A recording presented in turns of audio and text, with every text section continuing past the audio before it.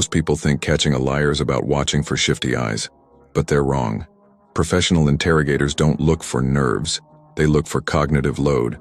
See, lying is a massive drain on the brain. A liar has to invent a story, remember it, and act natural all at the same time. And that creates glitches that are impossible to hide. In this video, I'm giving you the 3-step system to becoming a human lie detector, including a psychological hack that makes a liar's brain literally freeze in its tracks. If you want to see what's happening behind the mask, pay close attention to this.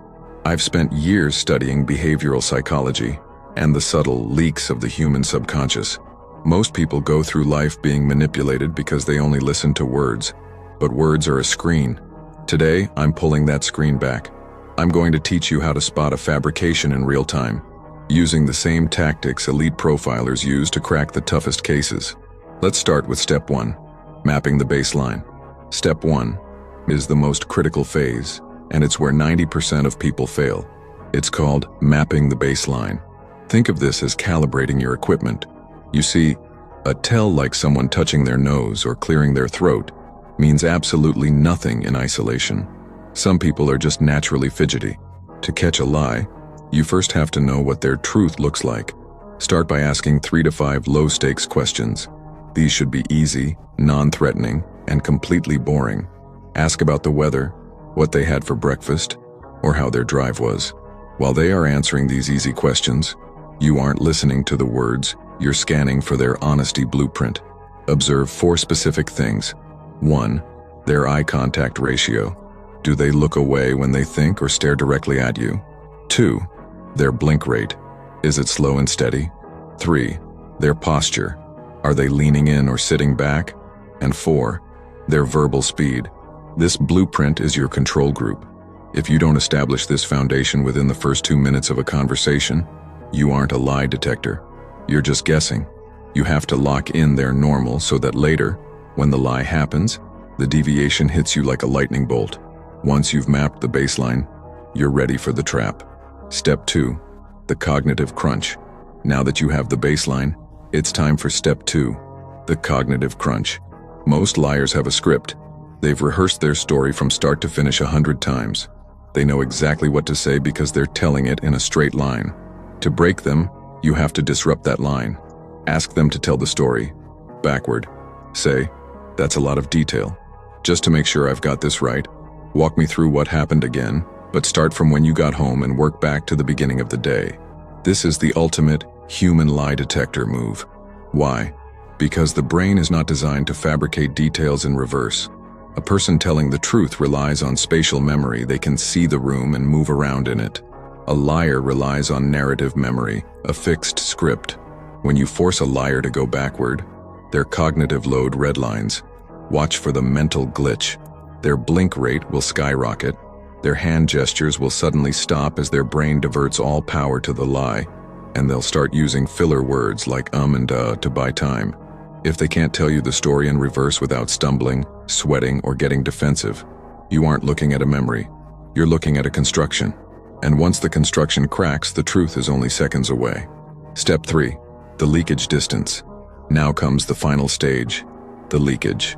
Once you've applied the pressure of step 2, you stop talking and just watch for the survival instinct. When a person lies, their subconscious tries to do 2 things: hide and distance. First, look for the barrier. If they suddenly cross their arms, slide a phone, or even a coffee mug between you and them, they are subconsciously trying to protect themselves. They are literally building a wall because they feel exposed.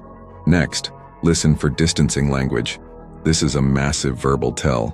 A liar will stop using personal pronouns.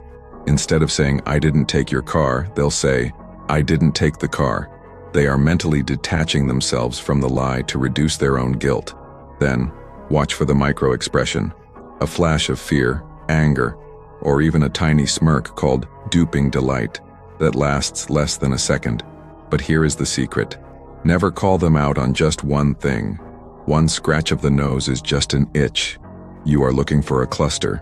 A cluster is when you see 3 or more of these signs: the barrier, the distancing language, and the micro-expression all happening within a 10-second window. When that cluster hits, you don't need a polygraph machine. You have the truth. The question is, now that you know they're lying, what are you going to do about it? Step 4. The strategic silence. The pivot. Most people make one huge mistake. The moment they catch a lie, they point it out. They say, "You're lying." Don't do that. That's how you start an argument, not how you get the truth. Step 4 is the strategic silence. Once you've spotted a cluster or their brain has glitched during the reverse story, stop talking. Just maintain comfortable, neutral eye contact and wait. Silence creates a massive psychological vacuum. A liar will feel an overwhelming urge to fill that silence with more proof, and that's when they'll start over-explaining or contradicting their previous lie. While they are digging that hole, use the presumptive question. Instead of asking, "Did you do it?" which is a yes-no trap, ask a question that assumes the truth already leaked. Say something like, "I can see there's more to this story that you're worried about telling me. What part of it are you most concerned about?" By shifting the focus from "Did you lie?" to "Why are you worried?" you lower their defenses. They feel like they've already been caught, so they stop trying to maintain the fiction and start justifying their actions. This is where the real truth comes out, not through a confession but through a pivot. If you want the truth, you don't hunt it down. You create a space where it's the only thing left to say. Now let's wrap this up with the one rule you can never break. Step 5. The ego trap. If you've followed the first 4 steps and they're still holding onto the lie, you use the final weapon, the ego trap. Liars are driven by 2 things, fear and pride. If you can't use fear to get the truth, you use their pride. You provide them with a moral out, a reason for the lie that makes them look like the hero, or at least a victim of circumstance. You say, "Look, I know you're a good person. I imagine you only did this because you felt you had no other choice, right? Anyone in your position would have done the same thing to protect themselves." Watch closely. A liar's biggest burden is the weight of being the bad guy. When you offer them a version of the story where they are justified, they will almost always grab it. They'll nod, they'll relax, and they'll say, "Exactly, that's exactly what happened." The moment they agree with your moral out, they've just admitted to the act.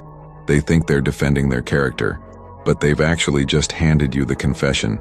This is the ultimate test of a human lie detector. It's not about anger. It's about empathy used as a tool. You aren't judging them. You're observing them until they have nowhere left to hide.